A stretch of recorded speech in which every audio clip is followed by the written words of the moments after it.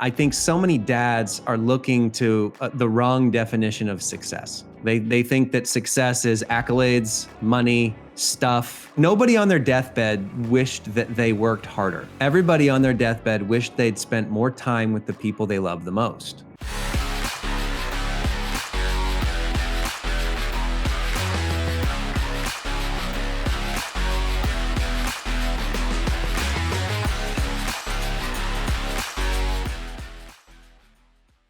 What is up? I'm Ed Gow Jr., Dad Central, and host of the Dad Central Show. And to whatever direction he is, he's here. He's over there. Yeah, your He's co-host. everywhere. Yeah, Drew Solon of Dad Central and the Dad What's Central Show. Good stuff. Good stuff. Before we get started, because we always seem to push it further and further down, the Dad Central Show is sponsored by Dove Men Plus Care. Dove Men Plus Care believes that care is the best of a man, and when men care for themselves and others, there's a positive impact. We got that out of the way. What's going on?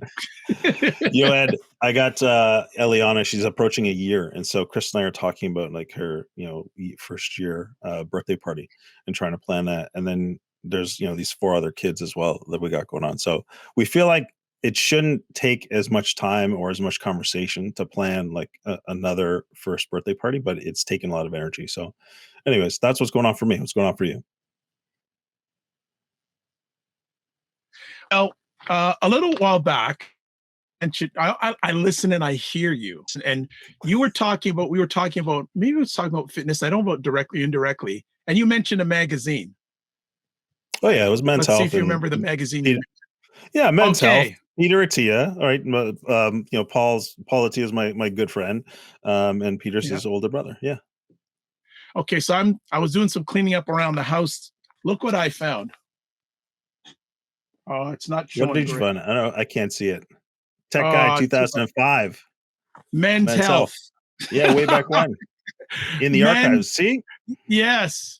As I said, I used to subscribe to that magazine. Okay, you know what?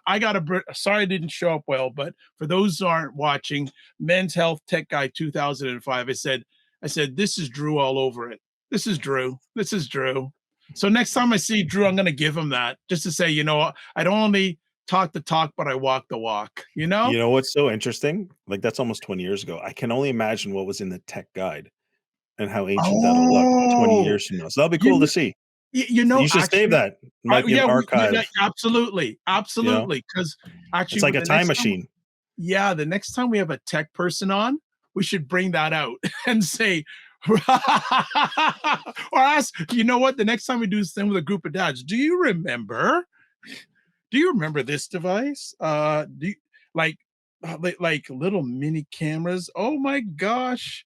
Like these archaic looking headphones. Oh my gosh. Like Bluetooths weren't even around then. Weren't even around then. So really we're dating ourselves in terms of just our age in general, I think. Well, there's an old song back in the day called "Age Ain't Nothing But a Number," Drew. So relax. Okay, we'll go with that. All good. I like that. It's all good. We got a new friend today, so let's rock it. Yeah, well, today we've got Scott Donnell on the podcast, and I'm really excited for this conversation.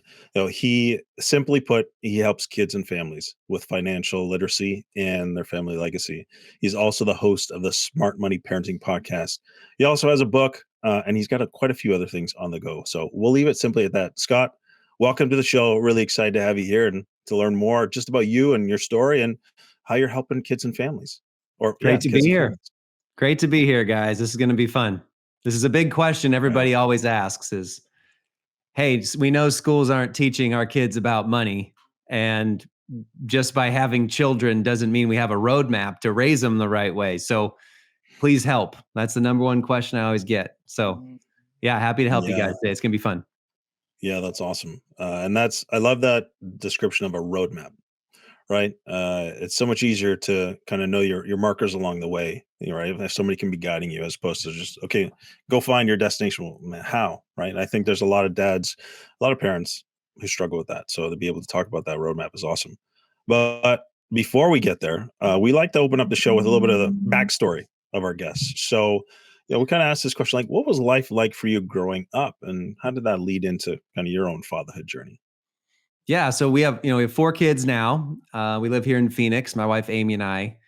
young kids. So we're going through it. We're in the blender and loving every second of it, but it's crazy at times. But yeah, my family, I come from 4 generations of entrepreneurs that did extremely well, like very financially successful, hundreds of millions or billions of dollars, but they gave it all away. They didn't pass it on. And I couldn't be more thankful. They ended up giving it to widows and orphans all over the world, and they realized that they'd rather teach the next generation to fish rather than giving them all the stuff. And honestly, guys, like that was one of the greatest gifts they ever gave me, was teaching me to fish. I don't have any imposter syndrome. I don't have any guilt, fear, shame. 90% of generational wealth that's passed on is pissed away by the grandkids anyway. And what I study for, my career and all the stuff that we're doing with families, the more that you give to them in assets and money, the more it actually can harm them, right? And it causes estrangement, addictions, mental health issues. One of your local friends, Jordan Peterson, he's up in your neck of the woods. Yes, He told me one time, he said, Scott, you know what keeps addicts out of the gutter? Being broke. And what happens with children is we think that the moment you have kids, you think that you need to provide everything for them. Like, here's what happens, like most first gen wealth people, right? They start making it and they make money and they have enough, to cover the expenses. And they're like, okay, I have kids now. Okay, so my job now as a dad or as a mom, okay, I got to provide everything for them that I never had. I got to give them all the stuff I never had. I got to give them all the opportunities I never had. I got to make sure they don't have to deal with the problems I had to deal with coming up. And that can actually cause more harm than good. It comes from a place of love, but we don't realize that that can quickly entitle and spoil and cause victimhood in our children. And so one of the things that we teach, and I was trained this, it's more about what you leave in your kids than to them. That's the point. So, that was my childhood, growing up. My dad, my grandpa, they built Interwest Bank. They grew it to 90 branches up in the Northwest in Washington here in the States. Sold it to Wells Fargo for big money, put the whole thing in charitable trusts to help people around the world. And I got to see that firsthand growing up. I was shredding papers at age 6. First little business selling keychains and bead geckos at 8 years old, and just kind of learning the game, the financial literacy world. And so it's really what we've dedicated our life to, is helping millions of families with this value creation journey that we call it. Well, Scott, what an amazing story. The first thing that you said that really grabbed my attention is, they were financially successful, millions, hundreds, billions of dollars, and they gave it all away. Most people's jaw would probably hit the floor when they hear that. But then you went on to share the wisdom, the impact, and kind of the legacy that has created and that you're now living. And then the greater piece is, I love that statement. It's not what you, and you're going to have to correct me because I'm not sure I'll get it perfect, but it's more about what you leave in your kids than what you leave to them. That's right. Right? Yeah, we believe Yeah. in heritage over inheritance. That's one of the main things that we teach. Your kids need heritage, not inheritance. If you want to have a powerful legacy, and this is what we train in all the time at dinnertable.com. If you want to have a real legacy, spend half as much money on your kids and twice as much time. Like, it's that simple. Everyone thinks that like the mark of being an amazing dad is like working my butt off, making all the money, providing everything that they could ever dream or want or wish, and paying for everything. And really what your kids want is for you to be playing the Legos with them and have the experiences together. Put your phone down and be around the dinner table asking great questions. Like, that's really what we want to focus on. But I think dads especially can take the form of provider protector.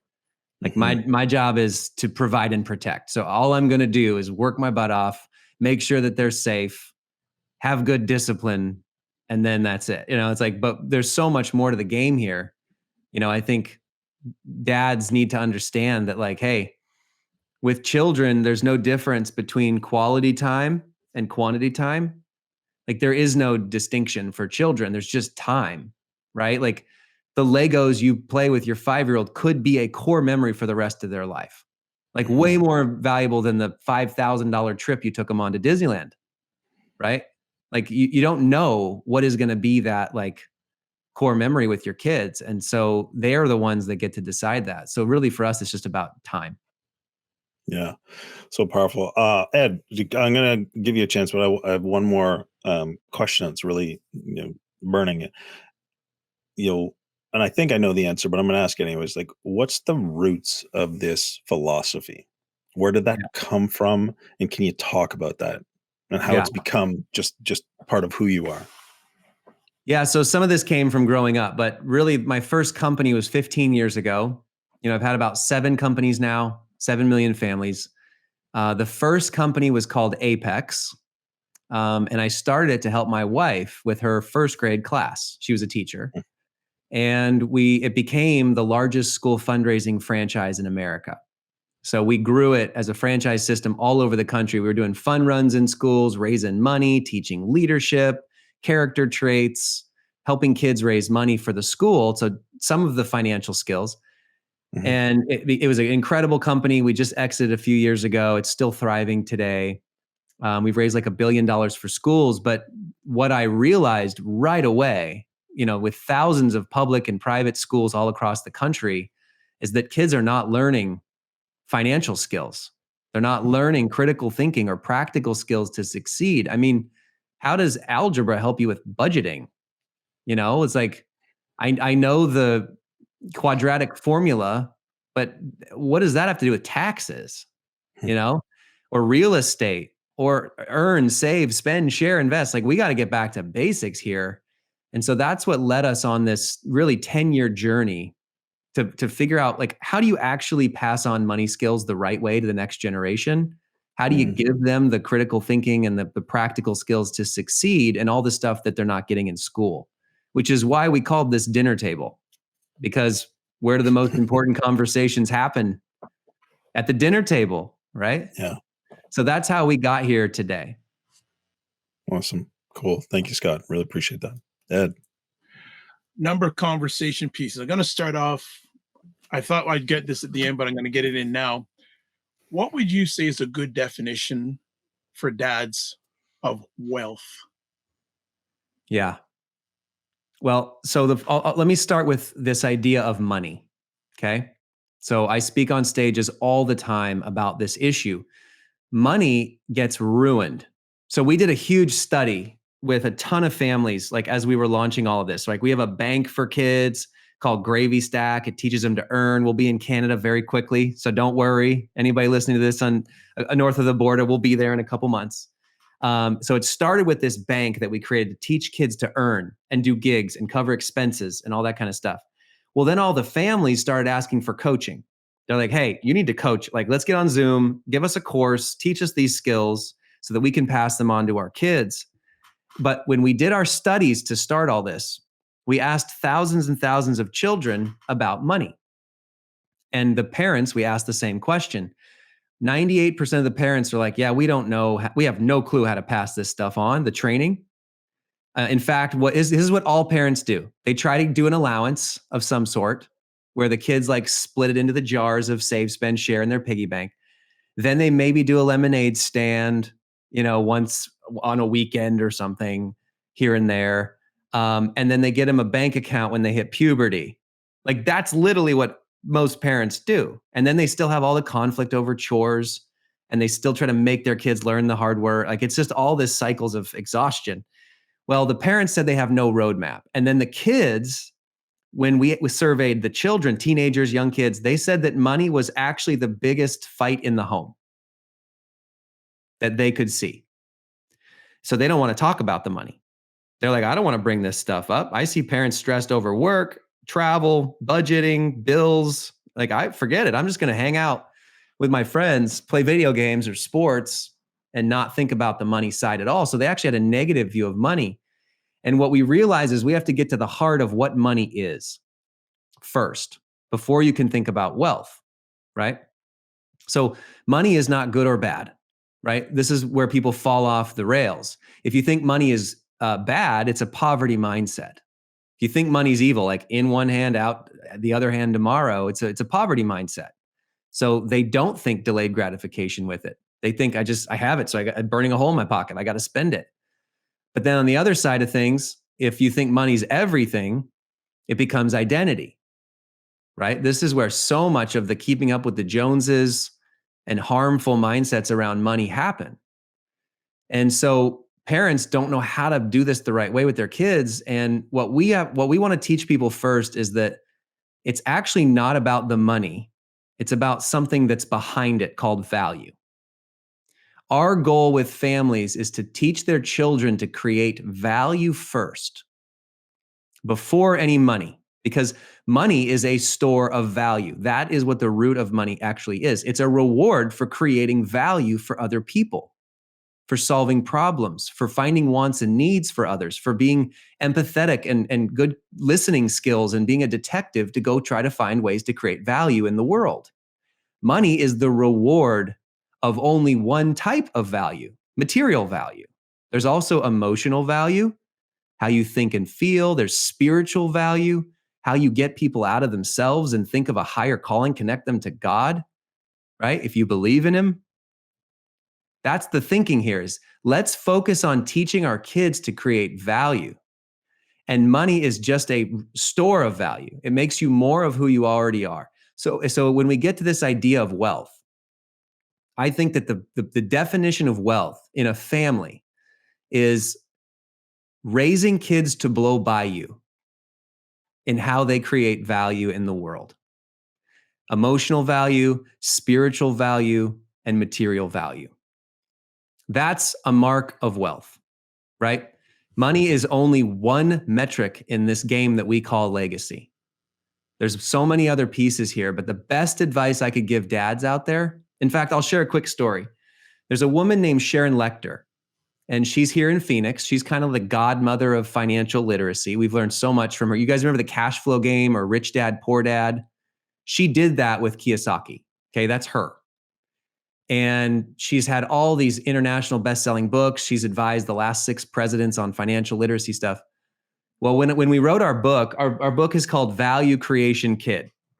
Okay, it's blue and orange. It's on Amazon. It's the healthy struggles your children need to succeed. It's about creating value in the world. It's a roadmap for parents. And when we wrote the book, she said, Scott, you don't understand. You nailed it. Because when I was growing up as a kid, my dad changed my life. He would ask me one question every day before I went to bed. And this was the question: who did you add value to today? He focused on value creation.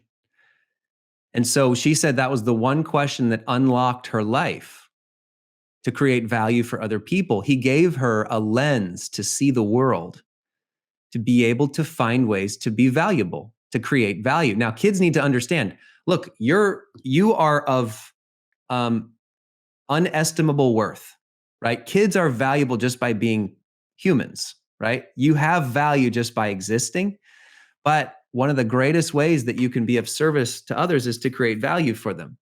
And this is really the core of relationships. This is the core of family dynamics. This is what makes for great friends.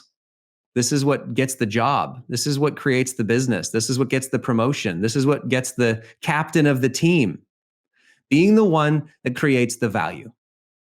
So that's what I would say is the definition of wealth, is passing on these skills and mindsets to get kids to create value everywhere they go and blow by you as the adult.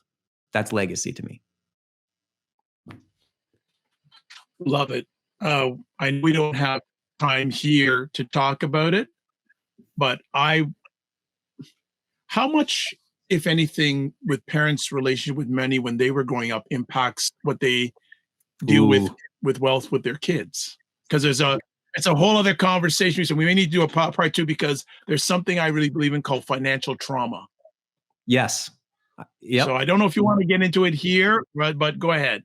I'll talk a couple minutes on this. But if people want more resources on this, we call it money trauma. We do workshops all the time with parents. So if they want to go to dinnertable.com, They can get a ton of free resources on how to build strong legacy and raise kids to blow by them.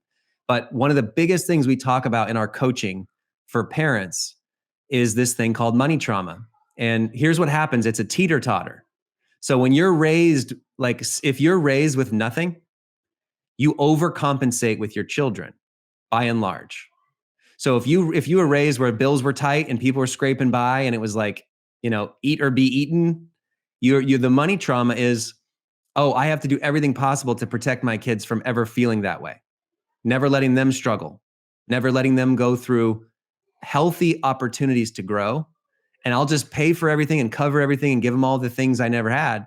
And that entitles your children, right? And so you're teeter-tottering. You're literally like going to the opposite side because of your money trauma. Or if you were raised in a silver spoon environment where you saw your parents using money and stuff to bribe and coerce you and buy love and provide everything, then you're raised in such a way where you're like, I don't want to do that to my kids. I don't want my kids to never struggle and grow. So now you become like tough love dad and like school of hard knocks, and it can often break relationships in so many ways, right? Because kids either fall on two sides. They fall onto the entitlement and spoiling and victimhood train, or they fall into the anxiousness and the self-doubt and on that train, because they don't feel like they have the ability to help and change the world and make, and they're scared of the future. That's what happens from generation to generation. It's like a teeter-totter. And unless you unpack these things and learn the right processes for the home, it just keeps going back and forth and back and forth. This is why, Joe Rogan talks about this. He says, strong men, good times create weak men create bad times create strong men. That's a cycle that's been around forever. And I think what we've uncovered here is a way to jump that. We can actually create systems in the home and allow families to get their kids to blow by them and not go into the weak phase, bad times. We know how to like stop that train from continuing around the circle. But it's about being intentional about those processes in the home economy, the value creation stuff, heritage over inherit. Those are just some of the things that we train on. Are you a dad who feels like you're juggling a million things at once? Balancing work, family, and personal goals can be overwhelming. But what if there was a solution?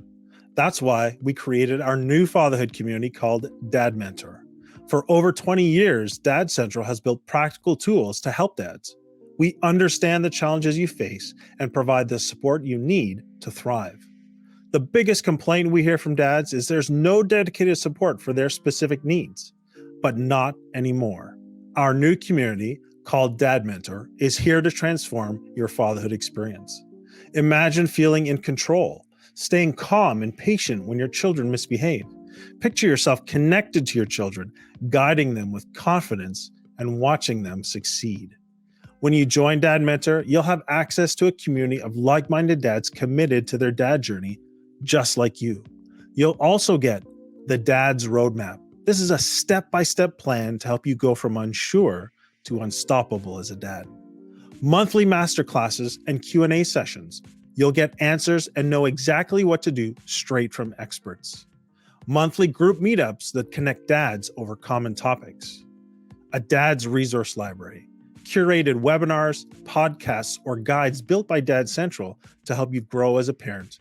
And finally, you'll also get exclusive members-only offers and events. Now, many dads do try to do this fatherhood thing alone, only to find themselves trapped in frustration and strained relationships. Then they may turn to unhealthy coping mechanisms like drugs, alcohol, or other distractions, leaving their family and their own well-being at risk. We don't want you to reach that point of regret. Take steps to invest in you and your family today. Join Dad Mentor and go from stressed, tired, and overwhelmed to confident, calm, and connected. Join us today by going to dadcentral.ca/dads. Yeah, so much good stuff. I mean, more than good, like so valuable. A couple of things that stood out to me, and I'd love for you to talk about this. The idea of creating value. You also touched on an important piece in terms of identity, right? When those, you were talking about when, it all becomes all about the money, all about the image. There's, it becomes about your identity then as having that. So there's a key thing that I think happens a lot for dads in particular is that they struggle with their own identity and their own ability to create value for themselves or for their family.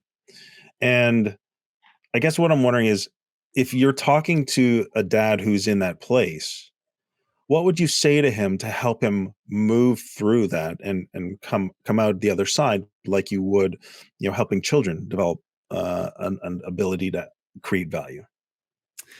Yeah. So the secret sauce of what I do for a living is that we actually help the parents more than the kids, right? Okay. We have this course called the 7 Family Money Skills. It's like a 50 Mhm. module 3-minute video system that's like, hey, go through this for your kids, and they're going to learn all the stages of how to earn for the rest of their life, save, spend, share correctly, invest, protect themselves, understanding borrowing and the issues of borrowing and the potential benefits. Like, we teach that to the kids, but the parents are the ones who learn everything. They're like, I never knew half this stuff myself. So I'll say this: in our book, the first line of the book is a quote from Albert Einstein. And he said, strive not to be a success, but to be of value. And I think so many dads are looking to the wrong definition of success. They think that success is accolades, money, stuff, achievement. That's what I think a lot of dads strive for, like hitting getting the bonus, getting the promotion, getting the right job, hitting the milestones. And although that can be good and great, you definitely want to be providing for the family. But I think the mark of an amazing dad is creating that value everywhere they're going, right? I think nobody on their deathbed wished that they worked harder, wished that they made more money. Everybody on their deathbed wished they'd spent more time with the people they love the most. Okay. I think that if you are focused on creating value in your work, it's the fastest way to growth. If you're focused on creating value in your family and with your children and with your spouse, it's the fastest way to have thriving relationships and see them grow. That should be the focus. And I know a lot of really rich, wealthy people that regret not handling the home front, right? I know billionaires who would give it all up in a second to not have estranged kids anymore, to get that marriage back, to get their health back, right? If you have your health, you have 1,000 dreams. If you don't have your health, you have one, right? So this is the thinking of dads. It's like, you got to change your definition of success. It's not about how much income you're making every month or year. It's about the value that you're creating. Now, I will tell you that focusing on creating value and results in the world around you is the best way to do a job. It's the best way to grow a business, hit goals, progress. 100%. Like, one of the biggest things we teach kids, stop charging for time and effort and charge for results, right? This is why I say that allowance is socialism. Allowance does not work in the home because it's codependency. You're giving children money to exist, and that is not the real world. If you want to thrive in your work, start thinking about the results and the value you're creating in the work. And that should be tied to the financial benefit rather than just clocking in the time and putting in the effort. If you charge for results rather than time and effort, you will make 10 times as much money because of the value that you're creating for other people. That is something that dads should really sit and think about. Like, in terms of material value, right? Because there's 3 buckets. There's material value, emotional value, and spiritual value. When it comes to the material value, think about your work for a minute and say, where am I driving results? Am I being accountable and rewarded for the results I'm bringing? Or am I just clocking in, clocking out, and slowly feeling like I'm not being rewarded and I deserve more? and I'm owed this. It's not a value creation mindset. I'm going to say something controversial here for a second, if it's okay. So much of the salaried positions that we have today in our world, I think, stem from 50 years of giving kids allowance for just existing. And I'm not saying that salary is a bad thing.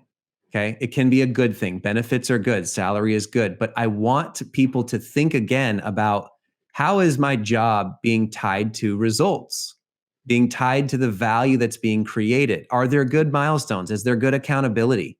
Is there a good bonus structure in place where the team can be driving towards one value number, like your most important number? My co-author of the book, Lee Benson, he's a brilliant mind on how to get businesses to increase their most important number and drive value across the company.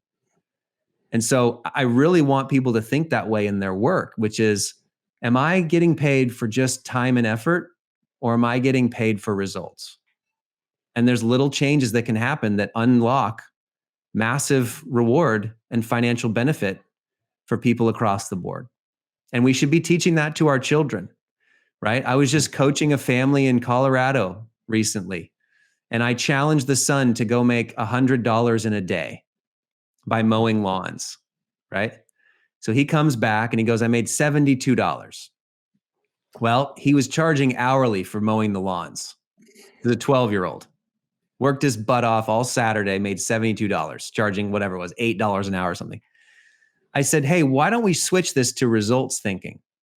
What if you knocked on the door and said, hey, I'm going to mow your lawn and weed and weed your yard for $40. Would you do that? So the next Saturday he went out and he made $1,000 in one day, charging for results, because now he was hustling. He knew that it was up to him to get the job done, to get to the next one, to get the results. He went from making $72 to $1,000 because he charged for results, right? That is the kind of thinking that if you got that as a business, as an employee, it changes everything. So good in so many ways, but it really does come back to what you started saying before I even asked that question, which is mindset, right? What is the mindset that you're approaching it? And I mean, there's a lot of, I think there's a lot of depth, and there's really a foundation that you've had that's brought you to that point, but it's so good. And just that one mindset shift, I think, is so powerful. And I would love to see it continue to catch on. And I know the fact that you're teaching it to children, so powerful, so important. Ed, over to you. I know we're a little bit tight on time, but if you want to hop in here. I'll make it really quick. I think that I'm going to just ask this. You talked about success. And many times I share with people, and I want to get your feedback on this. Success has 3 S's in it: service, sacrifice, and selflessness. What do you think about that? Every act of service, sacrifice, and selflessness to me is an act of worship. And I think that when we do that for other people and we are of service to them and we sacrifice for them, that is true success at the end of the day, right? Giving yourself in the service of others is the true definition of success. I think so much of what we're trying to give kids in a mindset is to get outside of yourself and be of service to others, be creating value for other people. This is the fastest way that we can eradicate so much of the mental health issues going on. There are so many companies and nonprofits and bills being passed on mental health. And, there's this age-old saying that's like, hey, if you want to cure your sadness or anxiousness or depression, go serve others, right? Like, it actually helps you stop worrying. It helps you realize, oh, I was valuable to these people or this person today. Is one of the best ways that we can get out of these mental health issues that are plaguing so many teenagers. I mean, look at the teenage girl mental health rates skyrocketing. 72% or whatever the last stat I heard are dealing with some sort of mental health issue. What if we could teach them to build the capabilities and the confidence to create value everywhere they go. They're not going to worry. Worry and love do not go together. They're like oil and water, right? That's the point here. So that to me is the definition of success, is spending your life in the service of others. You make a living by what you get. You make a life by what you give. And I think so often, if you look at social media and Amazon Prime, and everything today is trying to get kids to think about me, me, me, me, me. What I want, I'll get it now, instant gratification. All that drives kids to do is to have themselves be the image, right? Have themselves be in control and have themselves be the one that they want to serve. If you want to shift all that, create value for other people, serve others. That's it. True. I'll pass it back to you because of time. Yeah, so good, Scott. Thanks so much. I would love to just continue the conversation, but for time, we're going to have to end it because we want to give dads though something practical. We got these 2 questions I'd love you to just share briefly on. So based on this topic today, what's one question dads should be asking themselves? And then the next one is, what's one action they can be taking to improve their fatherhood? Yeah, I'll start with the question. It's who did you add value to today? It's such a simple system of material value, emotional value, and spiritual value. How did I add value in those 3 buckets today? And what are 3 things I can do tomorrow to add value to those 3 buckets for others? It's that simple. Okay. My tip, the action step, I have a fast system that can help parents pass on the money skills to their kids to get the kids to be creating value. It's the one way that kids can stop having arguments over chores. Like it literally stops all the conflict over chores and behavior around the house. And it gets kids to never ask for money and stuff. No more nagging on that stuff. Okay. We call it the home economy system. And we'll give it to you guys. Just go to dinnertable.com. We'll give you like the setup on how to do it. But instead of doing allowance and chores, like there's a lot of problems there. Half those chores you should never pay for. The other half the chores you should pay one-offs. And allowance is codependency. So don't do those things. What we say to do is 3 E's. Here's your action step, everyone listening. Expectations, expenses, and extra pay, which we call gigs. If you do that in the home, your teenagers, your young kids, your adult children, they will start to create value and learn all the money skills right there. So the first thing is expectations. These are the things you don't pay for. They're just their role in the family. Make bed, clean room, homework done first when they get home, dishes, trash. You don't pay for those things. Those are expectations, right? Then you give them some expenses to be in charge of. And that gives them a motive to earn around the house and in the community. So the expenses are things like toys and trinkets and social outings with friends and birthday presents for parties. Maybe they're in charge of some of their sports equipment for the sports team. Like give them expenses that they are now in charge of. And they want them. They want the responsibility and freedom and trust from you to do it. And now they have a motive to go earn and do all these other gigs around the house, the extra income stuff.